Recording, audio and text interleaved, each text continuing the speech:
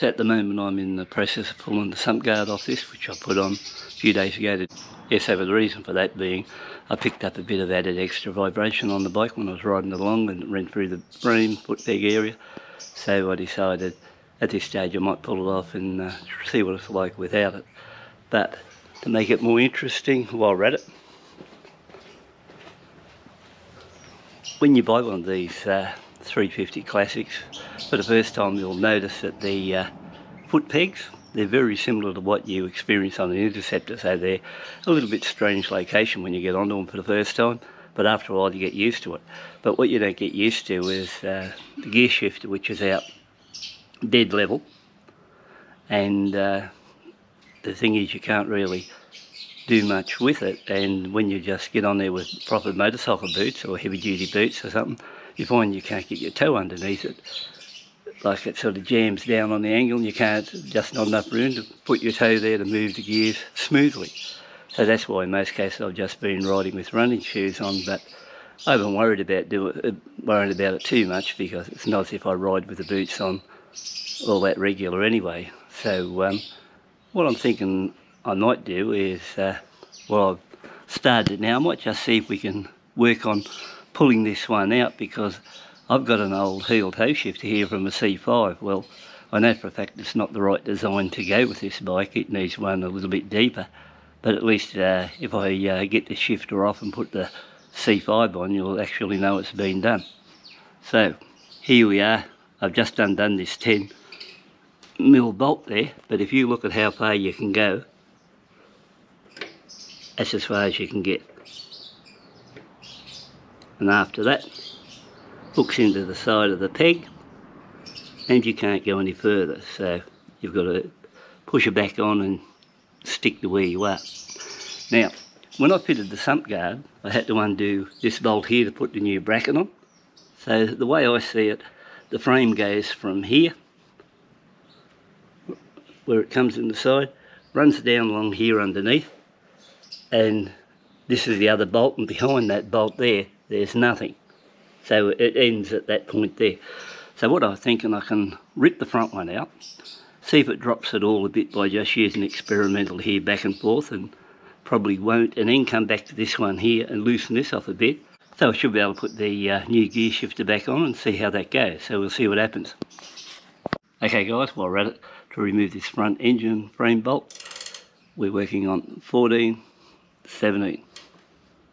I've just pulled out the bolt there, and all it consisted of is your bolt with a washer one end, and over this end just a nut. Pretty simple. Back in here, straight through, and flicker up. So that's out of the way now, and we'll see just by removing the front one, did it make any difference. So we're back here at the shifter. Still no difference there, you can't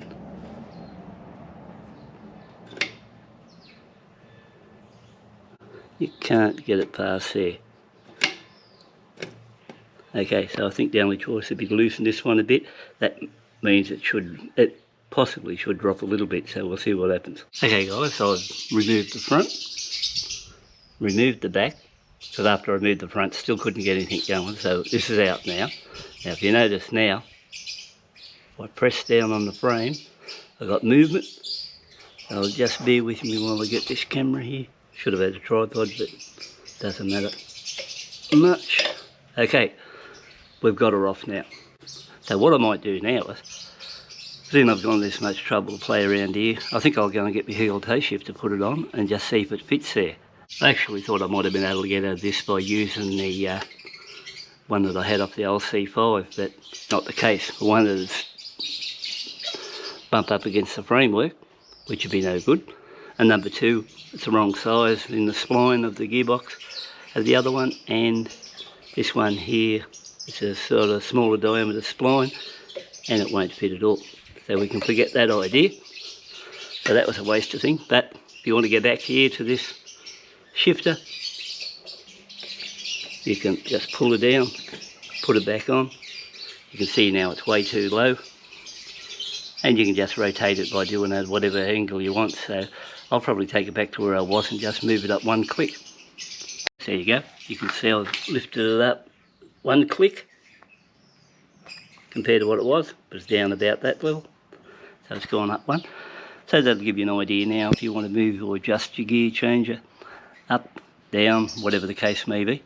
So it was a pointless exercise for me in one way, because after all I thought maybe just by chance the one from the C5 would fit it, but seeing there's a different size and the diameter of the splines on between this 350 350 Classic and the old 500, it's not the case. So the only way I can get onto one of those shifters, which I'd like to try a heel and toe on it, is somehow get one from India, but so far I've had no luck with anyone who wants to grab hold of one for me, so that's the way it goes.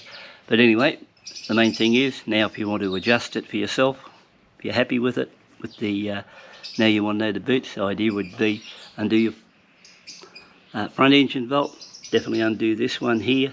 When you get to this stage here and you want to remove your shifter to get to the new location, press down here on your left foot peg, like so, pull her out, put her back in, get it to the right adjustment, tighten it up, and then I would say probably swing in and do your back bolt first, then swing your way to the front and everything's out of the way, and hopefully this may be some help for someone. And I could have done it a fair while ago, I suppose, but I had more important things to do to worry about the shifter, because everything was working all right for me. And I, like I said, when I tried it the first time out with boots on, the tread pattern on my boots grabbed the rubber peg here, and I thought I can't even change gears, because these 350s are more like an interceptor gear change and foot peg position, and when you come back around here like so, the pegs don't sit out quite as nice, I don't think, as what you'd find on a C5.